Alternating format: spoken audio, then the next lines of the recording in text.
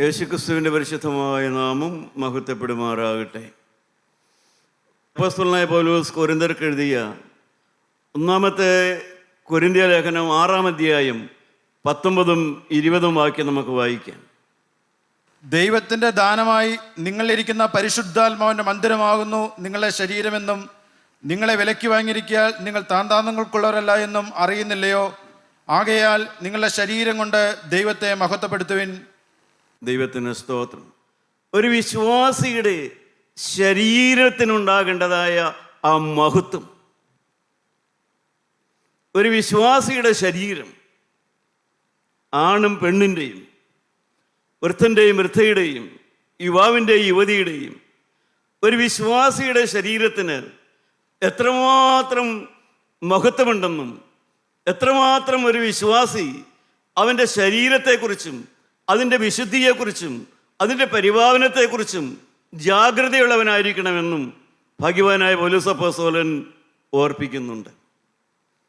അതാണിന്ന് ഞാൻ നിങ്ങളെ ഓർപ്പിക്കാൻ ആഗ്രഹിക്കുന്നത്. പ്രിയപ്പെട്ടവരെ, ദൈവത്തിന് സ്തോത്രം. 2 കാര്യങ്ങൾ നാം ദിവസവും വായിച്ചാൽ കാണാം. ജീവനുള്ള ദൈവം അബ്രഹാമിനോട് പറഞ്ഞു, അബ്രഹാമേ, നിന്റെ ശരീരത്തിൽ നീ പരിച്ഛേദന ഏൽക്കണം.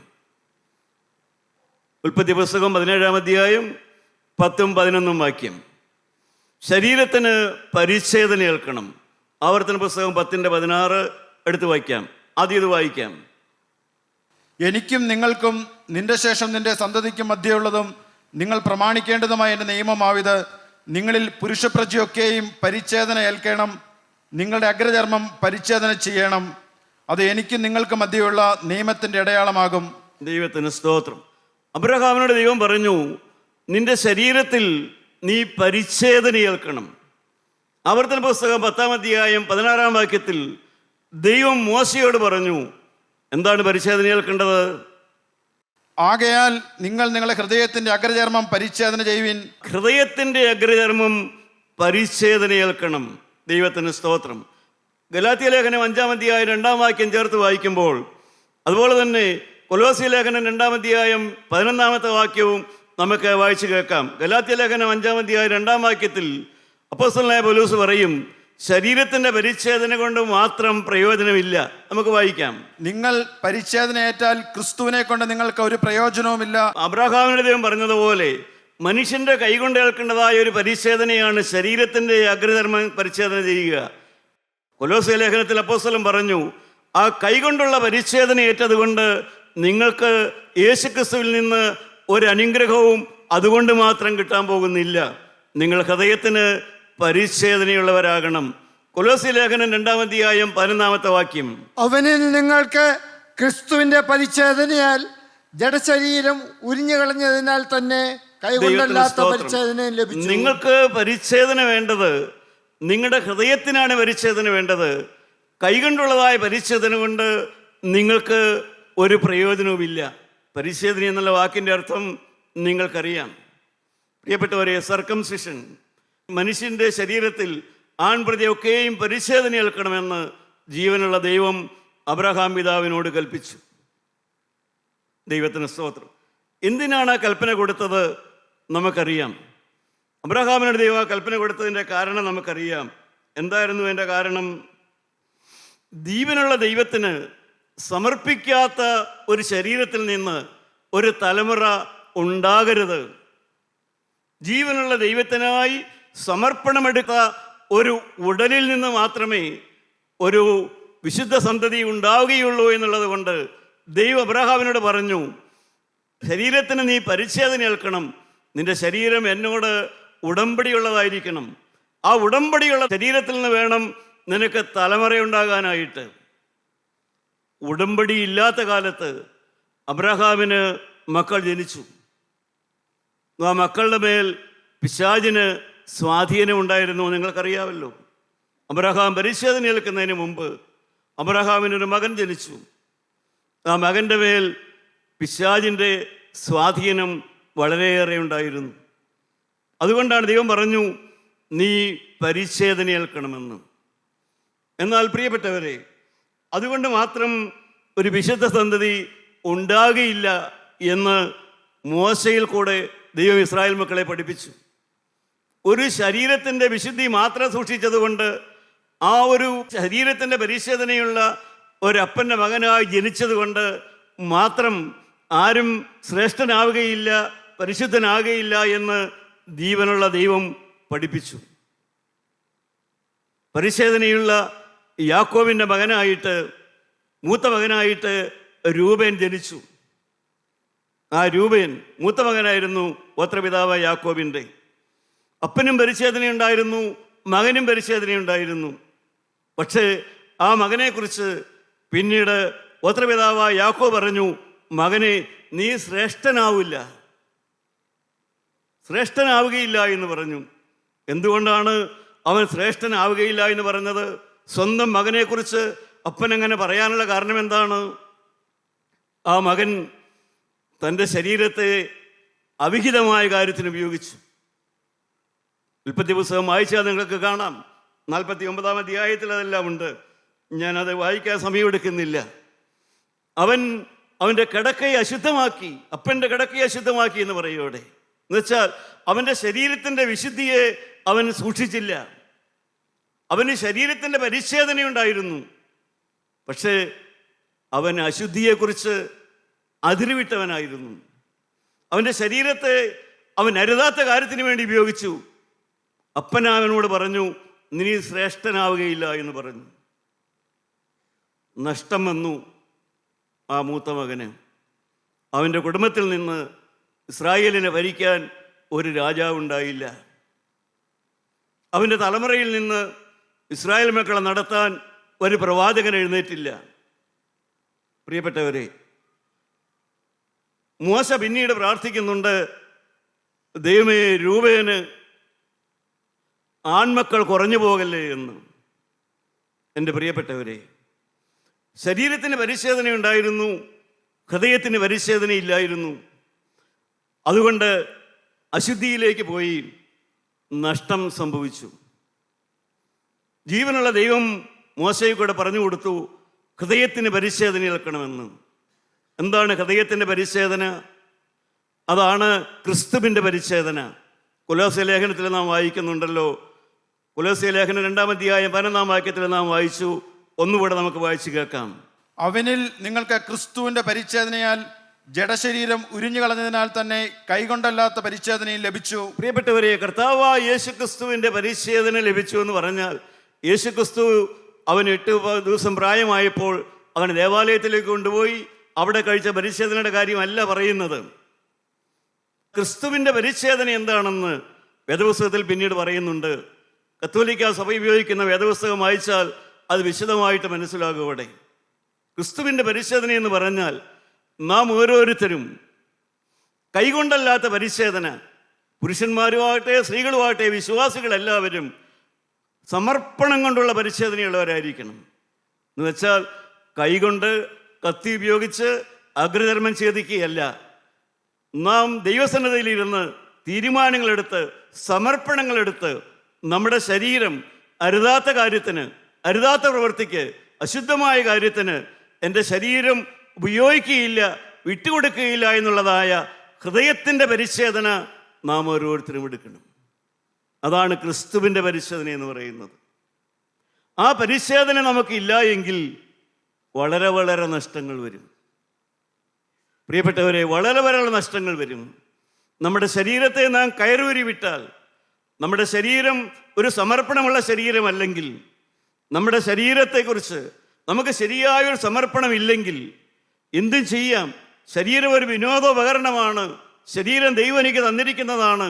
എൻ്റെ ഇഷ്ടം പോലെ, എൻ്റെ സുഖത്തിന് വേണ്ടി, എൻ്റെ സുഖലോലുപതയ്ക്ക് വേണ്ടി ദൈവം എനിക്ക് തന്നിരിക്കുന്നതാണ് എൻ്റെ ശരീരം എന്നുള്ളതായ ലാഘവമായ ബുദ്ധിയോടെ നിങ്ങളുടെ ശരീരത്തെ നിങ്ങൾ കൈകാര്യം ചെയ്താൽ, സുഖലോലുപതയ്ക്ക് വേണ്ടി ഉപയോഗിച്ചാൽ, നിങ്ങളുടെ ശരീരത്തെ നിങ്ങൾ വിനോദത്തിന് വേണ്ടി അതിരുവിട്ട് അഹങ്കാരത്തോടെ നടന്നാൽ, പ്രിയപ്പെട്ടവരെ, അതിരുവിട്ട ലൈംഗിക ആസക്തിയോടെ നടന്നാൽ, സഹോദര, നിനക്ക് നഷ്ടം വരും. നിനക്ക് നഷ്ടം വരും. നിന്റെ തലമുറയ്ക്ക് നഷ്ടം വരും. നിന്റെ ആത്മാവിന് നഷ്ടം വരും. ഈ കാര്യം ദൈവം വളരെ വ്യക്തമായിട്ട് ഓർപ്പിക്കുന്നുണ്ട്. 1 കൊരിന്ത്യർ ലേഖനം 6-ാം അധ്യായത്തിൻ്റെ 19 വാക്യം നമുക്കൊന്ന് വായിച്ചു കേൾക്കാം. 1 കൊരിന്ത്യർ 6-ാം അധ്യായം 19 വാക്യം. ദൈവത്തിന്റെ ദാനമായി നിങ്ങളിരിക്കുന്ന പരിശുദ്ധാത്മാവിന്റെ മന്ദിരമാകുന്നു നിങ്ങളുടെ ശരീരമെന്നും നിങ്ങളെ വിലയ്ക്ക് വാങ്ങിയിരിക്കിയാൽ നിങ്ങൾ താന്താങ്ങൾക്കുള്ളവരല്ല എന്നും അറിയുന്നില്ലയോ? പ്രിയപ്പെട്ടവരെ, അവിടെ അപ്പോസ്തലനായ പൗലോസ് വ്യക്തമായി പറയുകയാണ്, നിങ്ങൾക്ക് ദൈവം തന്നിരിക്കുന്നതായ ശരീരം നിങ്ങൾക്ക് മാത്രം അവകാശപ്പെട്ടതല്ല. നിങ്ങൾക്ക് ദൈവം തന്നിരിക്കുന്നതായ ശരീരം നിങ്ങൾക്ക് മാത്രം അവകാശപ്പെട്ടതല്ല, അത് ദൈവത്തിന് അവകാശമുള്ളതാണ്. അത് ദൈവത്തിന് അവകാശപ്പെട്ട ശരീരമാണ്. അത് ദൈവത്തിൻ്റെ പരിശുദ്ധാത്മാവിന് വസിക്കാനുള്ളതാണ് ആ മന്ദിരം. ഈ എൻ്റെ ശരീരം ഇത് എനിക്ക് മാത്രം അവകാശമുള്ളതല്ല, ഇത് ദൈവത്തിൻ്റെ ആത്മാവിന് വസിക്കാൻ വേണ്ടി ദൈവം എനിക്ക് തന്നിരിക്കുന്നതാണ്. അതുകൊണ്ട് ഈ ശരീരം എനിക്ക് ഇഷ്ടം പോലെ കൈകാര്യം ചെയ്യാനുള്ളതല്ല. എനിക്ക് മദ്യപിച്ച്, എനിക്ക് ആസക്തിയോടെ നടന്ന്, അവിഹിതത്തോടെ നടന്ന്, മ്ലേച്ഛമായി നടന്ന്, എന്തും സംസാരിച്ച്, എന്തും പ്രവർത്തിച്ച്, ആരെയും ഉപദ്രവിച്ച് എന്തും ചെയ്യാനുള്ളതല്ല ദൈവം എനിക്ക് തന്നിരിക്കുന്നതായ ശരീരം. ദൈവം നിങ്ങൾക്ക് തന്നിരിക്കുന്നതായ ശരീരം അത് ദൈവത്തിൻ്റെ പരിശുദ്ധാത്മാവിന് വസിക്കാൻ വേണ്ടി ദൈവം കൊടുത്തിരിക്കുന്നതാണ്. കാരണം നിങ്ങളുടെ അകത്ത് ആ ആത്മാവ് വസിച്ചാൽ മാത്രമേ, പ്രിയപ്പെട്ടവരെ, ദൈവത്തിന് നിങ്ങളുടെ മരണശേഷം നിങ്ങൾക്ക് ആ പുനരുത്ഥാനം ലഭിക്കുകയുള്ളൂ. കർത്താവായ യേശു 2ാമത് മധ്യാകാശത്ത് വരുമ്പോൾ ആ 1ാമത്തെ പുനരുത്ഥാനത്തിൽ നിങ്ങൾ പങ്കുള്ളവനാകണമെങ്കിൽ നിങ്ങളുടെ അകത്ത് പരിശുദ്ധാത്മാവ് വസിച്ചിരിക്കണം. ക്രിസ്തുയേശുവിനെ മരിച്ചവരിൽ നിന്ന് ഉയർപ്പിച്ചവൻ്റെ ആത്മാവ് നിങ്ങൾ വസിക്കുന്നുവെങ്കിൽ നിങ്ങളുടെ മർത്യശരീരങ്ങളെ കർത്താവിൻ്റെ 2ാമത്തെ വരവിൽ അവൻ ഉയർത്തെഴുന്നേൽപ്പിക്കും.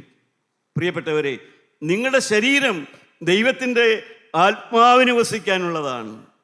മാത്രമല്ല, നിങ്ങളുടെ ശരീരം പിന്നെ എന്തിനെല്ലാം ഉള്ളതാണ്? പ്രിയപ്പെട്ടവരെ, നിങ്ങളുടെ ശരീരം ദൈവം നിങ്ങൾക്ക് തലമുറയുടെ വർധനവിന് വേണ്ടി തന്നിട്ടുള്ളതാണ്. ദൈവത്തിന് സ്തോത്രം. നിങ്ങളുടെ ശരീരം ദൈവം നിങ്ങൾക്ക് തലമുറകൾ ഉണ്ടാകാൻ വേണ്ടി തന്നിട്ടുള്ളതാണ്. ദൈവത്തിന് സ്തോത്രം. അതുകൊണ്ടാണ് ദൈവം പറഞ്ഞത്, ഭാര്യയും ഭർത്താവും തമ്മിലുള്ളതായ ആ ഒരു ബന്ധത്തിലൂടെ ഒരു മനുഷ്യൻ്റെയും ആത്മാവിന് കേടുവരില്ല, മറിച്ച് ദൈവം സന്തോഷിക്കുകയുള്ളൂ. ഭാര്യയും ഭർത്താവും തമ്മിലുള്ള ബന്ധത്തിൽ ദൈവം സന്തോഷിക്കുകയുള്ളൂ. കാരണം ദൈവം അതിന് തന്നിരിക്കുന്നതാണ് ആ ശരീരം. എന്നാൽ അതേ ശരീരം തന്നെ ഭാര്യയും ഭർത്താവും അല്ലാതെ അവിഹിതമായ രീതിയിൽ വേറൊരാളുമായി നിങ്ങൾ ആ ബന്ധത്തിന് ആ ശരീരം ഉപയോഗിച്ചാൽ നിങ്ങൾക്ക് നഷ്ടം വരും.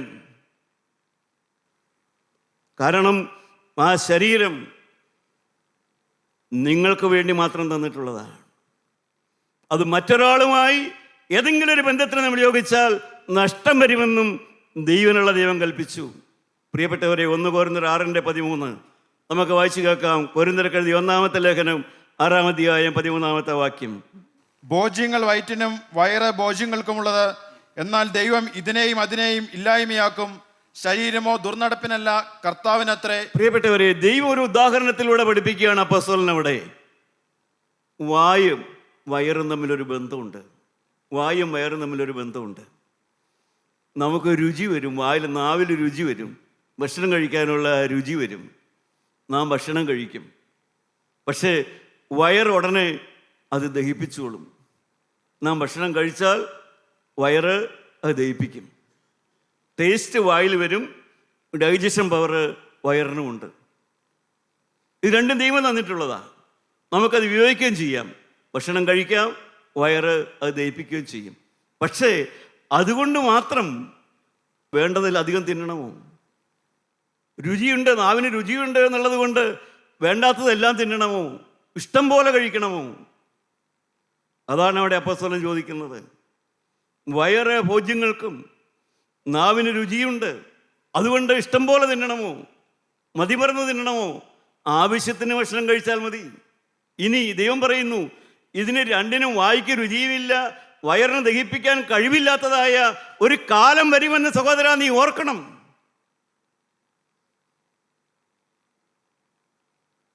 നിന്റെ വായ്ക്ക് രുചിയുമില്ല, വയറിന് ദഹിപ്പിക്കാനും കഴിവില്ലാത്തതായ ഒരു കാലം നിനക്ക് വരും. ഇതിനി ഓർത്തുകൊണ്ട് വേണം ജീവിക്കാൻ. പ്രിയപ്പെട്ടവർ, അതുകൊണ്ടാണ് നിങ്ങളുടെ ശരീരങ്ങളെ ദൈവം നിങ്ങൾക്ക് തന്നിരിക്കുന്ന ബുദ്ധിയുള്ള ആരാധനയായി നിങ്ങൾക്ക് ദൈവത്തിന് കൊടുക്കാൻ വേണ്ടി തന്നിരിക്കുന്നു. ആ ശരീരം നിങ്ങൾക്ക് തന്നിരിക്കുന്നത് പരിശുദ്ധാത്മാവിനെ ഇവിടെ വസിപ്പിക്കാനാണ്. ആ പരിശുദ്ധാത്മാവിടെ വസിച്ചാൽ മാത്രമേ സ്നേഹം, സന്തോഷം, സമാധാനം, ദീർഘക്ഷമ, ദയ, പരോപകാരം, വിശ്വസ്തത, സൗമ്യത, ഇന്ദ്രിയജയം മുതലായ ആത്മാവിൻ്റെ ഫലങ്ങൾ നിന്നിലുണ്ടാകണമെങ്കിൽ ആ ശരീരത്തിനകത്ത് ആത്മാവ് വസിക്കണം. ദൈവത്തിന് സ്തോത്രം. പ്രിയപ്പെട്ടവരെ, എന്നാൽ നമ്മുടെ ശരീരദേവൻ നമുക്ക് തന്നിരിക്കുന്നു. നാം പലപ്പോഴും നമ്മുടെ ശരീരം അതിരുവിട്ടതായി പോകാറുണ്ട്, കാൽ വഴുതി പോകാറുണ്ട്. 94 സങ്കീർത്തനം 18-ാമത്തെ വാക്യം വായിച്ചു നോക്കാം. 94 സങ്കീർത്തനം 18-ാമത്തെ വാക്യത്തിൽ സങ്കീർത്തനക്കാരൻ പറയുന്നു, നമുക്ക് ശ്രദ്ധയോടെ വായിച്ചു കേൾക്കാൻ. ഞാൻ എന്തിനാ ഓർപ്പിക്കണത്? വളരെ ഗൗരവമേറിയൊരു വിഷയമാണിത്. 94 സങ്കീർത്തനം 18-ാമത്തെ വാക്യം. എൻ്റെ കാൽ വഴുതുന്നു എന്ന് ഞാൻ പറഞ്ഞപ്പോൾ യഹോവേ നിന്റെ ദയ എന്നെ താങ്ങി. എൻ്റെ കാൽ വഴുതുന്നു കർത്താവേ, എൻ്റെ മോഹം വർദ്ധിച്ചു വരുന്നു, എൻ്റെ കാൽ വഴുതുന്നു, എൻ്റെ സമർപ്പണത്തിൽ നിന്ന് ഞാൻ വീണ് പോയേക്കാം. കർത്താവേ, പ്രേരണകൾ എനിക്ക് വരുന്നു, ഉഷിച്ച ചിന്തകൾ വരുന്നു, ആസക്തികൾ എന്നിലേക്ക് വരുന്നു. ആ വരുന്നപ്പോൾ ഞാൻ യഹോവയോട് പറഞ്ഞു. ദാവീദ് പറയുന്നുണ്ട്, എൻ്റെ ജീവിതത്തിൽ കാൽ വഴുതാത്ത ഒരു കാലമുണ്ടായിരുന്നു. എങ്ങനെയാണ് കാൽ വഴുതാത്ത കാലമുണ്ടാകുന്നത്? എങ്ങനെയാണ്? നമുക്ക് വായിച്ചു കേൾക്കാം. തന്റെ ദൈവത്തിന്റെ ന്യായപ്രമാണം അവന്റെ ഹൃദയത്തിലുണ്ട്, അവന്റെ കാലടികൾ വഴുതുകയില്ല. പ്രിയപ്പെട്ടവരെ, ദൈവത്തിൻ്റെ വചനം നമ്മുടെ ഹൃദയത്തിലുണ്ടെങ്കിൽ, ഹൃദയത്തിൽ എഴുതി കിട്ടിയ ദൈവത്തിൻ്റെ വചനം ഉണ്ടെങ്കിൽ കാൽ വഴുതുകയില്ല, ശരീരം അശുദ്ധിയിലേക്ക് പോവുകയില്ല, പ്രേരണ വരികയില്ല, ഉള്ളിൽ നിന്ന് ആസക്തികൾ വരികയില്ല, അതിരുവിട്ട മോഹങ്ങൾ വരികയില്ല, അതിരുവിട്ടതായി ലൈംഗിക ആസക്തി വരികയില്ല. ദൈവത്തിൻ്റെ വചനം ഹൃദയത്തിലുണ്ടെങ്കിൽ വരികയില്ല. വചനം ഹൃദയത്തിൽ നിന്ന് മാറുമ്പോൾ ആസക്തികൾ വർദ്ധിച്ചു വരും. അതാണ് 94 സങ്കീർത്തനം. എൻ്റെ കാൽ വഴുതുന്നു എന്ന് ഞാൻ പറഞ്ഞപ്പോൾ ജീവനുള്ള ദൈവം എന്നെ താങ്ങി. പ്രിയപ്പെട്ടവരെ, എപ്പോഴെല്ലാം നിങ്ങളുടെ കാൽ വഴുതുന്നു എന്ന് തോന്നുന്നുവോ അപ്പോഴെല്ലാം ജീവനുള്ള ദൈവത്തെ വിളിക്കണം. കർത്താവേ, പാപത്തിൻ്റെ പ്രേരണ വരുന്നു, ആസക്തികൾ കൂടി വരുന്നു, അരുതാത്ത മോഹങ്ങൾ കൂടി വരുന്നു, സഹായിക്കണം. നിന്റെ കാവലമാരാകെ തരണം. നിന്റെ തിരുരക്തത്താൽ എനിക്ക് മോചനം തരണം. നിന്റെ തിരുരക്തം കൊണ്ട് എൻ്റെ ശരീരത്തെ കഴുകണം. പ്രിയപ്പെട്ടവരെ, കണ്ണിനും ആസക്തിയിലേക്ക് പോകുമ്പോൾ, കണ്ണിലേക്കൂടെ മോഹം വരുമ്പോൾ, സാഹചര്യങ്ങൾ തെറ്റിലേക്ക് പ്രേരിപ്പിക്കുമ്പോൾ ക്രിസ്തുവിൻ്റെ രക്തത്തിൽ നിങ്ങൾ ആശ്രയിക്കണം. ദൈവത്തിന് സ്തോത്രം. ഇല്ലെങ്കിൽ വീണു പോയേക്കാം. പ്രിയപ്പെട്ടവരെ, കർത്താവായ യേശു ക്രിസ്തു നമ്മുടെ ഹൃദയത്തിൻ്റെ വാതിക്കൽ വന്ന് മുട്ടുന്നു. എന്തിനാണ് മുട്ടുന്നത്? കണ്ടാലും ഞാൻ വാതിക്കൽ വന്ന് മുട്ടുന്നു.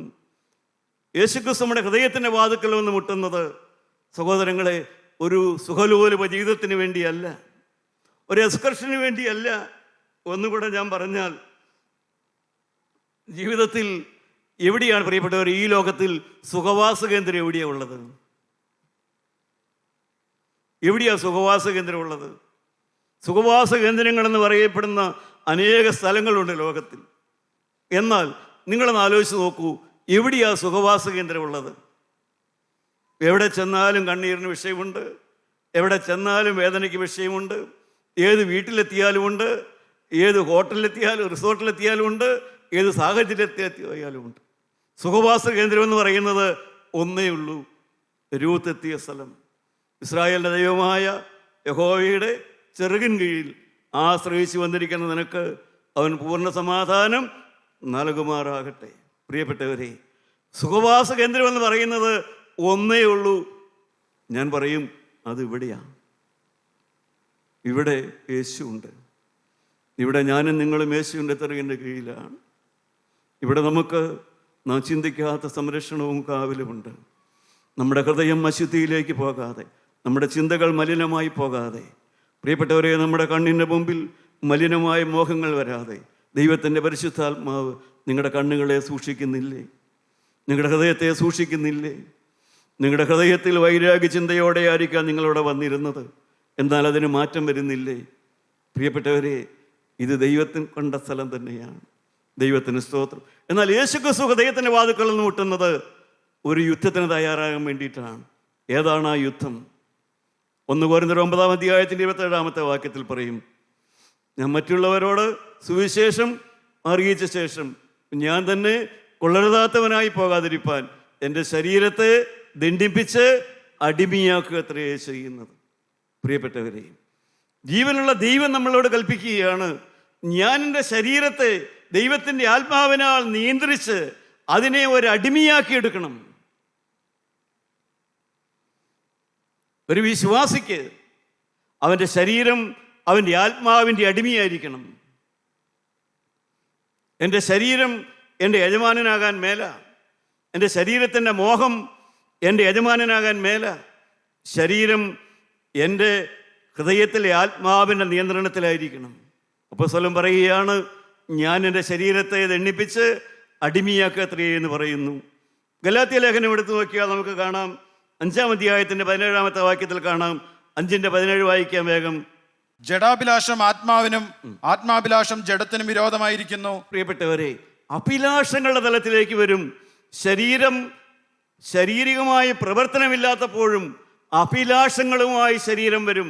മോഹം ജനിപ്പിക്കും, അഭിലാഷങ്ങളുണ്ടാകും, ആസക്തികളുണ്ടാകും, അരുതാത്ത മോഹങ്ങളുണ്ടാകും, വേശ്യാവൃത്തിയുടെ ചിന്തകളുണ്ടാകും, വേശ്യാദോഷങ്ങൾ ചിന്തയിലൂടെ വരും. ദൈവത്തിൻ്റെ വചനം പറയുന്നു, അവിടെയും നീ കത്തിവെക്കണം, അവിടെയും നീ നിയന്ത്രിക്കണം, അവിടെയും നീ സൂക്ഷിക്കണം, നിന്റെ ശരീരം അതിനുപോലും വിട്ടുകൊടുക്കരുതെന്ന്. പ്രിയപ്പെട്ടവരെ, നമ്മുടെ ശരീരത്തെ നാം എത്രമാത്രം സൂക്ഷിച്ചിട്ടുണ്ട്, അതിൻ്റെ പരിപാവനത്തെ നാം എത്രമാത്രം കരുതലോടെ ജാഗ്രതയോടെ സൂക്ഷിച്ചിട്ടുണ്ട്. സൂക്ഷിക്കാൻ നമുക്ക് ഉത്തരവാദിത്വമുണ്ട്. നമ്മുടെ ശരീരത്തെ നിയന്ത്രിച്ചില്ല എങ്കിൽ നമുക്ക് നഷ്ടപ്പെടുന്നത് വലിയ നഷ്ടമായിരിക്കും. നമ്മുടെ ശരീരം മാത്രമല്ല, രൂപേണ നഷ്ടപ്പെട്ടതുപോലെ അവനും ശ്രേഷ്ഠനായില്ല, അവനും അവൻ്റെ കുടുംബവും ശ്രേഷ്ഠതയിലേക്ക് വന്നില്ല. അപ്പൻ അരുതാത്തൊരു പ്രവൃത്തി ചെയ്തു. പിന്നീട് മോശ പ്രാർത്ഥിക്കുന്നുണ്ട് അവിടെ. എൻ്റെ പ്രിയപ്പെട്ടവരെ, നിങ്ങളുടെ തലമുറയ്ക്ക് നഷ്ടം വരുത്തരുത്. ഞാൻ ഈ വചനം പറയുമ്പോൾ ഞാനും ഭയത്തോടെ എൻ്റെ അവസ്ഥയെക്കുറിച്ച് ചിന്തിച്ചുകൊണ്ട് തന്നെയാണ് പറയുന്നത്. കർത്താവിൻ്റെ തിരുരക്തമാണ് എൻ്റെ ശരണം. കർത്താവിൻ്റെ തിരുരക്തത്തിൽ മാത്രമാണ് എൻ്റെ ശരണം. എൻ്റെ പാപം കഴുകിയ, എൻ്റെ ഹൃദയത്തിൽ വന്നുപോയ സകലതും കഴുകിത്തന്ന എൻ്റെ കർത്താവിൻ്റെ തിരുരക്തത്തിൽ ആശ്രയിച്ചുകൊണ്ടാണ് ഞാൻ ഈ വചനം നിങ്ങളുടെ മുമ്പിൽ നിൽക്കുന്നത്. ദൈവമക്കളെ, എളിമയോടെ ഞാൻ പറയട്ടെ, നിങ്ങൾക്കൊരു തീരുമാനമെടുക്കാവോ? കർത്താവേ, എൻ്റെ ശരീരം ഇനി അശുദ്ധിക്ക് ഞാൻ കൊടുക്കില്ല, എൻ്റെ ശരീരം ഇനി ഞാൻ വിശുദ്ധിയോടെ സൂക്ഷിക്കുമെന്ന് നിങ്ങൾക്കൊരു തീരുമാനമെടുക്കാവോ? എടുത്താൽ പ്രയോജനമുണ്ട്. 58-ാം അധ്യായം യെശയ്യാ 58-ാം അധ്യായത്തിൻ്റെ 8-ാമത്തെ വാക്യത്തിൽ പറയാം, ഇപ്പോൾ നിങ്ങൾ തീരുമാനമെടുക്കുമെങ്കിൽ എന്തെല്ലാം നടക്കുമെന്നും കൂടെ ഞാൻ നിങ്ങൾക്ക് കേൾപ്പിച്ചു തരാം. പ്രിയപ്പെട്ടവർ, ഒരു തീരുമാനമെടുക്ക്. 58-ാം അധ്യായം 8-ാമത്തെ വാക്യം. അപ്പോൾ നിന്റെ വെളിച്ചം ഉഷസ് പോലെ പ്രകാശിക്കും. സഹോദരാ, നീ തീരുമാനമെടുക്കുമെങ്കിൽ നിന്റെ വെളിച്ചം ഉഷസ് പോലെ വരും. നിന്റെ മുറിവുകൾക്ക് വേഗത്തിൽ പൊറുതി വരും. നിന്റെ രോഗത്തിന് വേഗത്തിൽ പൊറിവ് വരും. നിന്റെ നീതി നിനക്ക് മുമ്പായി നടക്കും. നിനക്ക് മുമ്പായി, നിനക്ക് ദൈവം നിനക്ക് മുമ്പായി നടക്കും. യഹോവയുടെ മഹത്വം നിന്റെ പിമ്പടയായിരിക്കും. യഹോവയുടെ മഹത്വം നിന്റെ പുറകിൽ, നിന്റെ തലമുറയിലേക്ക് കടന്നു വരുന്നത് നിനക്ക് കാണാനായിട്ട് സാധിക്കും. അപ്പോൾ നീ വിളിക്കും, യഹോവ ഉത്തരമരുളും. അപ്പോൾ നീ പ്രാർത്ഥിക്കും, ദൈവം നിനക്ക് ഉത്തരമരുളും. നീ നിലവിളിക്കും, ഞാൻ വരുന്നുവെന്ന് അവൻ അരുളി ചെയ്യും. നീ നിലവിളിക്കും, നീ നിലവിളിക്കുമ്പോൾ തന്നെ അവൻ നിന്നോട് പറയും, ഞാൻ വരുന്നു എന്ന് പറയും. നമ്മുടെ പുസ്തകം നമുക്ക് അടച്ചു വയ്ക്കാം, ശാന്തമായി ചിന്തിച്ചു നോക്കാം. എൻ്റെ പ്രിയപ്പെട്ടവരെ, നിങ്ങളുടെ കാൽ വഴുതുന്നു എന്ന് പറഞ്ഞ് നിങ്ങൾ നിലവിളിച്ചിട്ടുണ്ടോ? അതോ കാൽ വഴുതിയപ്പോൾ സന്തോഷിക്കുകയാണോ ചെയ്തത്? കർത്താവെ, അവസരം കിട്ടിയപ്പോൾ, ശരീരത്തിൽ വശീകരണം വന്നപ്പോൾ ഞാൻ പാപത്തിലേക്ക് പോവുകയാണോ ചെയ്തത്? അതോ ഞാൻ ദൈവത്തോട് നിലവിളിക്കുകയാണോ ചെയ്തത്?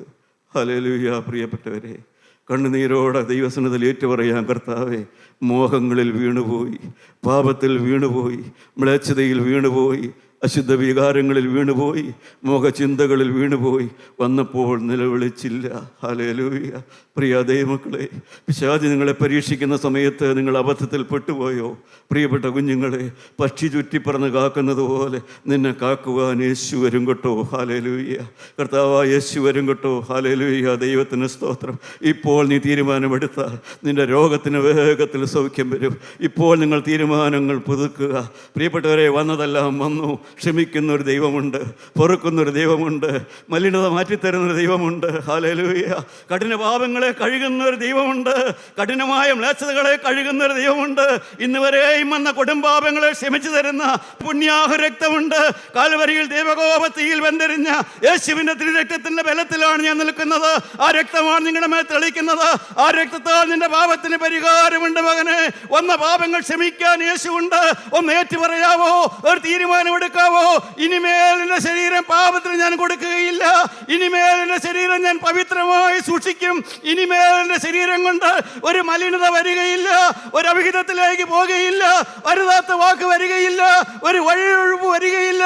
ഞാൻ വിശുദ്ധിയോടെ ജീവിച്ചു കൊള്ളാം, പരിപാവനത സൂക്ഷിച്ചു കൊള്ളാം. കർത്താവേ, ഇന്നു മുതൽ ഞാനൊരു വിശുദ്ധനായി ജീവിക്കുമെന്ന് നീ തീരുമാനിച്ച നിന്റെ രോഗം വേഗത്തിൽ മാറും. Hallelujah, hallelujah. അതുകൊണ്ടാണ് ദൈവമക്കളെ, ഇവിടെ വന്ന് പ്രാർത്ഥിക്കുന്നവർക്ക് വേണ്ടി പ്രാർത്ഥിച്ചാൽ രോഗം മാറുന്നു. അവർക്ക് മക്കൾ ഉണ്ടാകണം പ്രാർത്ഥിച്ചാൽ മക്കൾ ലഭിക്കുന്നു. കാരണം അവരുടെ ശരീരത്തിന് ഉടമ്പടിയുണ്ട്, ശരീരവുമായി ദൈവത്തിന് ഉടമ്പടിയുണ്ട്. അവരുടെ രോഗങ്ങൾ വേഗം മാറും. ഹല്ലേലൂയ. ദൈവമക്കളെ, ഞാൻ എളിമയോടെ ചോദിക്കട്ടെ, ഈ ശരീരവും കൊണ്ട് ദൈവത്തോട് ഉടമ്പടി ചെയ്യുവാൻ, ഈ വചനം കേൾക്കുമ്പോൾ ഈ ശരീരവുമായി ദൈവത്തോട് ഉടമ്പടി ചെയ്യുവാൻ ആർക്കെല്ലാം ആഗ്രഹമുണ്ട്? അവരുടെ കരങ്ങളൊന്ന് ഉയർത്തുക. Hallelujah, hallelujah, hallelujah. കർത്താവേ, ഈ ശരീരവുമായി ഞാനൊരു ഉടമ്പടിയിലേക്ക് വരികയാണ്. ഇനിമേൽ അരുതാത്ത കാര്യത്തിന്, അവിഹിതമായ കാര്യത്തിന്, കൊല്ലരുതാത്ത കാര്യത്തിന്, ഒരു വഴുവഴുപ്പുള്ള കാര്യത്തിന് ഈ ശരീരം ഒരിക്കലും ഞാൻ വിട്ടുകൊടുക്കുകയില്ല. Hallelujah, hallelujah. രോഗബന്ധനങ്ങൾ അഴിയട്ടെ, ശാപങ്ങൾ മാറട്ടെ, കുഞ്ഞുങ്ങൾ പറക്കട്ടെ. ഹല്ലേലൂയ. മാരക രോഗങ്ങൾ മാറട്ടെ. കരങ്ങളെ താഴ്ത്തി, കരുണയുള്ള ദൈവമേ, നീ ഇറങ്ങി പ്രവർത്തിച്ചതിനാൽ സ്തോത്രം. നിന്റെ വീര്യം കാട്ടിയതിനാൽ സ്തോത്രം. നിന്റെ മക്കളെ അനുഗ്രഹിക്കണമേ. യേശു മൂലം പ്രാർത്ഥിക്കുന്നു. കൃപയോട് കേട്ട് ഉത്തരം തരണമേ. ആമേൻ.